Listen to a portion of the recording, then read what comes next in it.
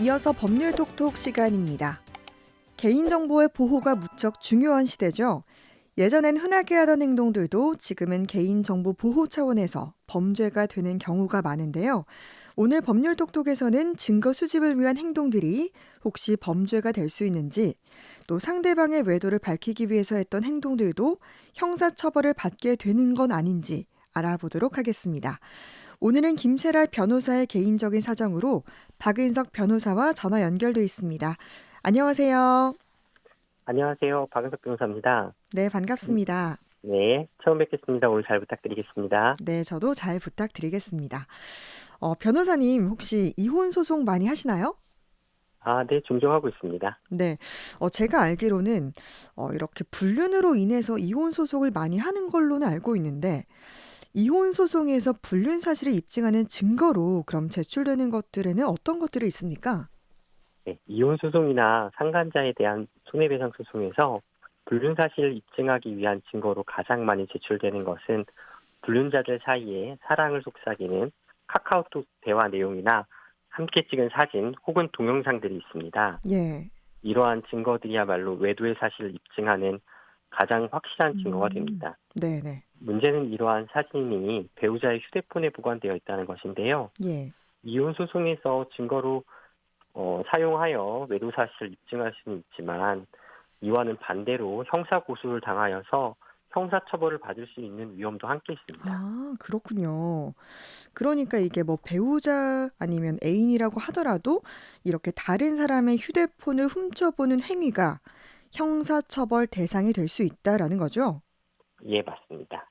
네, 타인의 핸드폰을 훔쳐보는 행위가 무조건 형사 처벌 대상이 되는 것은 아니지만 네. 핸드폰을 훔쳐보면서 핸드폰에 저장되어 있는 타인의 비밀을 침해하는 경우라면 음. 형법 제316조의 비밀침해죄 또는 정보통신망법 제71조의 비밀침해죄가 될 수 있습니다. 음. 그러니까 무조건적인 건 아니지만 이렇게 비밀을 침해하면 범죄가 된다라는 말씀하셨는데 여기서 이제 비밀 침해는 어떤 경우를 말하는 거죠? 네, 우리 법이 보호하는 비밀에 대해서 우리 법원은 이렇게 정의하고 있습니다. 일반적으로 알려져 있지 않은 사실로서 이를 다른 사람에게 알리지 않은 것이 본인에게 이익이 되는 것이라고요. 음. 외도의 사실은 개인의 비밀이 되겠죠. 예. 따라서 애인이나 배우자의 휴대전화를 몰래 보고 외도의 증거를 수집한다면 비밀침해죄가 될 수 있습니다. 예. 다만 휴대전화를 몰래 열었다고 해도 공개되어 있는 정보를 수집하거나 다른 방법으로 쉽게 알 수 있는 누군가의 전화번호를 급하게 알아내는 것 등등은 비밀 침해의 범죄에는 해당하지 않습니다. 예. 또한 상대방이 공개해 놓은 내용이라거나 고의 없이 우연히 휴대전화 내용을 본 경우엔 비밀 침해죄가 되지 않을 수도 있습니다. 음. 예를 들어서 우연히 테이블 위에 올려진 휴대폰에 온 전화나 메시지 알람을 보게 된다거나 아. 아이들에게 게임이나 유튜브를 보라고 준 핸드폰에서 우연히 사진이나 메시지를 보게 되는 경우를 말합니다. 그렇군요. 이렇게 뭐 고의가 아니면 괜찮은 건데 무언가를 이렇게 입증한다는 게 참 쉽지 않다라는 게 느껴지고요. 그러면 혹시 대화를 몰래 녹음하는 건 어떻습니까? 이것도 범죄가 될 수 있습니까? 아, 네, 경우에 따라 그런데요. 녹음 증거도 핸드폰 메시지만큼이나 많이 제출되는 증거이긴 합니다. 네, 그럴 것 그리고 그 같아요. 녹음 행위가 형사처벌을 받는 행위인지 여부를 사실 결정하는 중요한 차이는 예. 그 녹음을 누가 했냐에 따라 달라집니다. 음. 대화에 참가하는 당사자들 중 누군가 다른 대화자 몰래 녹음하는 것과 대화에 참가하지도 않았는데 그 누군가가 대화자들 몰래 녹음하는 것은 크게 다릅니다. 예. 먼저 대화 참가자가 몰래 녹음하는 것, 예를 들어 전화 통화 중에 녹음하는 것도 이렇게 대화자 참가자가 몰래 녹음하는 것에 해당하는데요. 예. 이것은 형사처벌이 되는 범죄는 아닙니다. 음. 그래서 예를 들어서 가정폭력, 폭언 상황을 녹음하거나 예. 상대방이 외도 등을 자백하는 대화를 녹음해서 이혼 소송에 제출하는 경우도 많습니다. 예. 이것은 범죄가 아니기 때문에 형사 고소를 당하거나 형사 처벌을 받지는 않습니다. 음. 다만 녹음의 내용과 정도가 심한 경우 이를 음성권 침해를 이유로 해서 예. 민사사건에서 형사사건이 아니고요. 아. 소액의 위자료 지급을 명한 하급심 판례가 예. 있기는 합니다. 그렇군요. 네. 그래서 근데 이거에 반해서 네. 이제 저희가 이제 주의하라는 건 대화 참여자가 아닌 네. 제3자가 대화자를 몰래 녹음 장치에 설치해서 녹음하는 것이 이제 형법상 문제가 되는데요. 이걸 네. 우리는 도청이라고 합니다. 그렇죠. 네. 그리고 우리는 도청 행위를 통신비밀법 위반으로 1년 이상 10년 이하의 징역을 처벌하고 있습니다. 음. 예를 들어서 차나 방 안에 몰래 녹음기를 넣어놓고 녹음한다거나 그 녹음을 증거 등으로 사용하면 형사처벌을 받게 되어 있고요. 예. 이건 또 벌금형도 없고 징역형만 있는 중범죄에 해당하기 음. 때문에 특히 주의하셔야 합니다. 그렇군요. 변호사님 지금 저희 둘이 이렇게 대화를 하고 있잖아요. 네, 그러니까 변호사님과 저 이 둘 중에 한 사람이 이 내용을 녹음을 한다면 이건 이제 범죄가 되지 않는데 이제 저희 맞습니다. 둘 외에 제3자가 저희의 이런 대화를 녹음하면 그게 이제 문제가 된다라는 말씀인 거죠. 예, 맞습니다. 그럼 이게 이제 도청으로 적용이 되는 걸까요? 예, 맞습니다. 이건 참 징역형까지 가는 중범죄다라는 이야기 해주셨는데 이렇게 정말 개인의 정보와 대화의 보호가 중요한 거라면 그거 외에 이제 영화나 드라마에 보면 위치 추적기 내용도 나오잖아요. 예, 그럼 이런 위치 추적을 하는 것도 범죄가 되는 건가요? 예, 맞습니다. 차량 뭐 하단이나 혹은 어플로 휴대폰에다가 어플을 깔아서 위치를 추적하는 경우도 있는데요. 네. 아니면 또 직접 미행해서 음. 위치와 동선을 파악하거나 사실 감시하는 것도 예. 위치 정보를 수집하는 것이 되기 때문에 아. 저희 법률 중에 위치 정보의 보호 및 이용 등에 관한 법률이라는 게 있는데요. 예. 거기 위반하는 것으로서 3년 이하의 징역 또는 3천만 원 이하의 벌금형에 처해지는 형사처벌 대상이 범죄에 해당합니다. 그렇군요.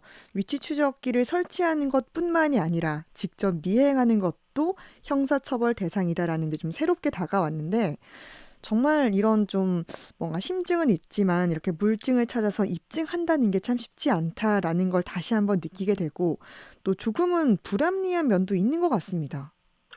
아무래도 저희가 오늘은 피해자가 이제 증거를 수집하는 방법에 대해서 생각을 하다 보니까 예. 그렇게 생각하실 수는 있는데 음. 사실 요새 뭐 개인정보가 스토킹에 쓰인다거나 예. 다른 범죄에 악용되는 경우들도 있기 때문에 맞습니다. 그 개인정보 보호의 필요성이 매우 높아지고 있습니다. 그래서 뭐 오늘 주제에서는 이렇게 좀 불합리하게 느껴지실 수 있지만 다음에 시간이 되면 네. 개인정보 보호의 중요성에 대해서 또 한번 생각해보고 네. 이야기하는 시간을 갖는다면 또 다르게 느껴지실 수도 있을 아. 것 같습니다. 네, 다음에 또 그런 기회가 됐으면 좋겠고요. 그러면 뭐 지금까지 이렇게 얘기해 주신 것들 외에 뭐 이혼 소송에서 나오는 증거들 어떤 것들이 있습니까?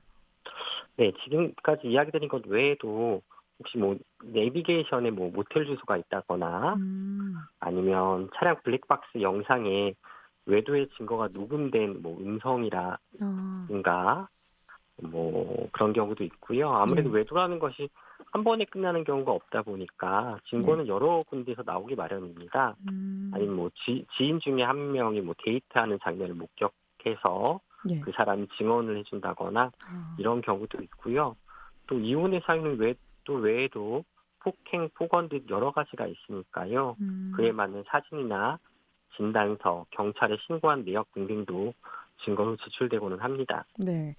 변호사님 앞서 뭐 제3자가 뭐 대화를 뭐 녹취를 하면 그게 도청이다라는 이야기 하셨는데 그러면 블랙박스 영상이나 방금 이야기하신 것처럼 뭐 제3자가 증언을 하는 거, 그러니까 뭐 사진이 없는 증언은 이런 증거로 해당이 되는 거예요?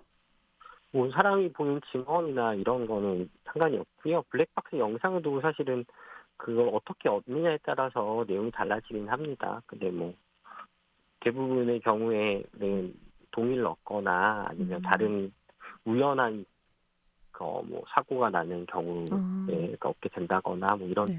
식으로 얻게 되는 거라서 증거를 좀 많이 현출이 되는 경우가 많습니다. 그렇군요. 네. 정말 오늘은 이렇게 좀 개인정보의 보호가 중요시 되면서 뭐 증거를 수집하는 과정에서 잘못하면 이게 형사처벌을 받게 될 수도 있다. 이런 행위에 대해서 살펴봤는데 마무리로 정리를 좀 해주시면 좋을 것 같습니다. 네, 오늘 이야기 드린 것을 정리해 보면 핸드폰을 소유자의 허락 없이 열어서 카카오톡 대화나 사진, 동영상 등을 증거로 제출하는 경우에는 형법이나 정보통신망법상 비밀 침해죄로 처벌받을 수 있다.